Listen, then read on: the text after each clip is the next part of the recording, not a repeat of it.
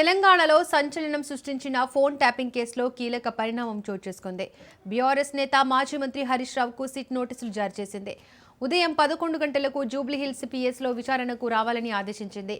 BRS కీలక నేత మాజీ మంత్రి హరీష్ రావును సాక్షిగా పరిగణిస్తూ సిఆర్పిసిలోని సెక్షన్ 160 కింద నోటీసులు ఇచ్చింది. బీఆర్ఎస్ హయాంలో కీలకంగా వ్యవహరించిన నేతలు కేసీఆర్ కుటుంబీకులకు ఈ కేసులో నోటీసులు జారీ చేయడం ఇదే తొలిసారి. ఉదయం 11 గంటలకు జూబ్లీహిల్స్ పోలీస్ స్టేషన్లో ఉన్న సిట్ కార్యాలయంలో హాజరు కావాలని ఆ నోటీసుల్లో స్పష్టం చేసింది సిట్.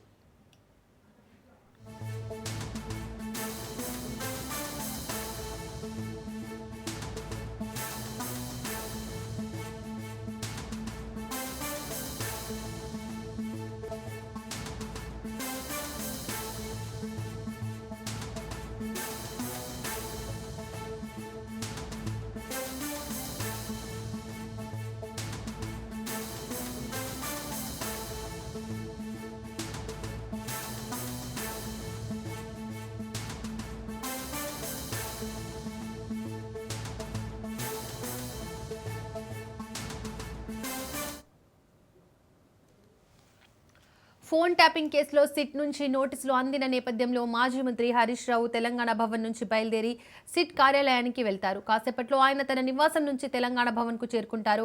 బీఆర్ఎస్ వర్కింగ్ ప్రెసిడెంట్ కేటీఆర్తో పాటు పార్టీ ఎమ్మెల్యేలు, ముఖ్య నేతలు కూడా పార్టీ కార్యాలయానికి చేరుకుంటారు. హరీష్ రావు ఇంటి దగ్గర భారీగా పోలీసులు మోహరించారు.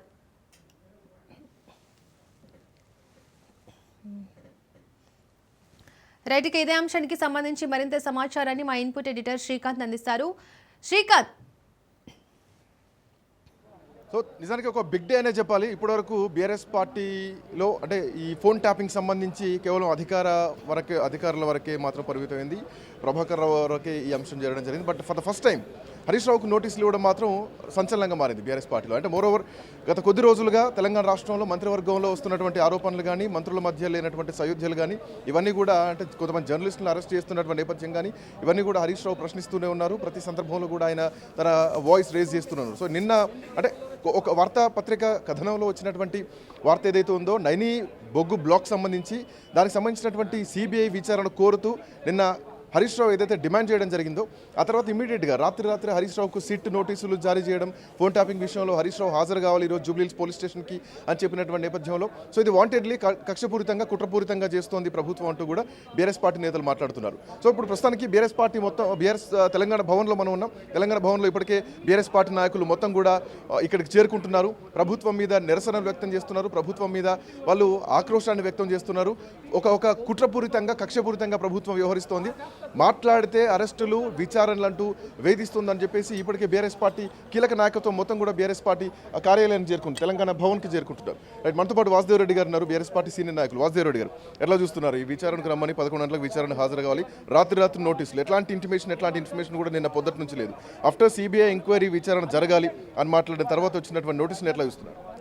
ఇవాళ ఈ రాష్ట్ర ప్రభుత్వం కక్షపూరితంగా ఈ నోటీస్ ఇచ్చిందనేది స్పష్టంగా కనిపిస్తూ ఉన్నది. లేకపోతే నిన్న ఉదయం 11-12 గంటలకు మా పార్టీ నాయకులు హరీష్ రావు గారు ఈ రాష్ట్ర ప్రభుత్వంలో జరుగుతున్న అవకతవకల మీద, కుంభకోణాల మీద ప్రెస్ మీట్ పెట్టి ప్రెస్ వేదికగా మాట్లాడిన సందర్భం అనంతరమే సాయంత్రమే నోటీస్ ఇవ్వడంలో అంతర్యమైంది. ఇది కక్షపూరితం కాదా?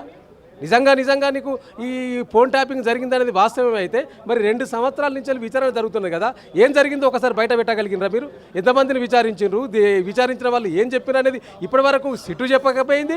బయటకు వచ్చిన వాళ్ళు ఏం చెప్పకపోయారు? ఎవరు పడతా వీళ్ళు ఇది ఎట్లున్నదంటే నా ఫోన్ ట్యాపింగ్ ఏంది అని చెప్పి కావాలని కుట్రపూరితంగా చేస్తున్న వ్యవహారం తప్పితే ఇందులో వాస్తవం లేనిది స్పష్టంగా కనిపిస్తూ ఉన్నది. ముఖ్యంగా గత 24 నెలలుగా బీఆర్ఎస్ పార్టీ, ముఖ్యంగా మా నాయకుడు హరీష్ రావు గారు అటు అసెంబ్లీలో ఇటు బయట ఎక్కడికప్పుడు తప్పులను ఎత్తి చూపుతూ దొంగతనాలను ఎత్తి చూపుతున్న ఈ యొక్క మంత్రుల వాటాల విషయంలో జరుగుతున్న తీరును ఎండగట్టుతున్నారు. కాబట్టి దాన్ని జీర్ణించుకోలేక ఈ రాష్ట్ర ప్రభుత్వం కావాలని కుట్రపూరితంగా ఈ నోటీస్ ఇచ్చింది.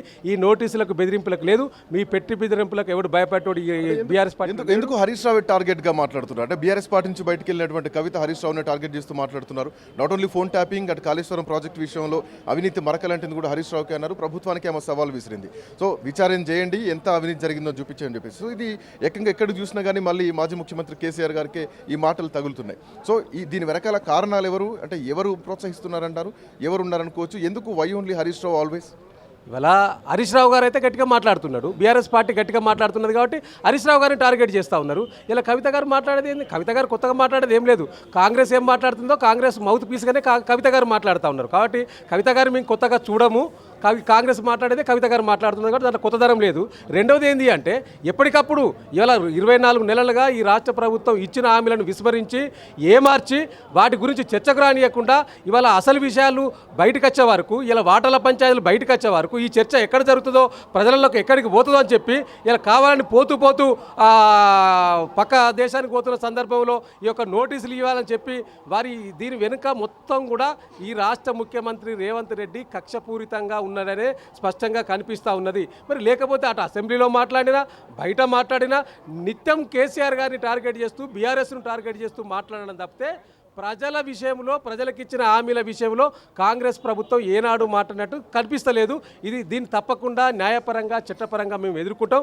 గతంలో కూడా ఒక వ్యక్తి ఇప్పటికే దీని మీద పోతే హైకోర్టు, సుప్రీంకోర్టు కూడా మొట్టికాయలేసింది, దాన్ని డిస్మిస్ చేసిన సందర్భం కూడా కనిపించింది. సో దీన్ని కూడా తప్పకుండా మేము ఎదుర్కొంటాం. చట్టానికి, న్యాయానికి లోబడి మేము పనిచేస్తాం.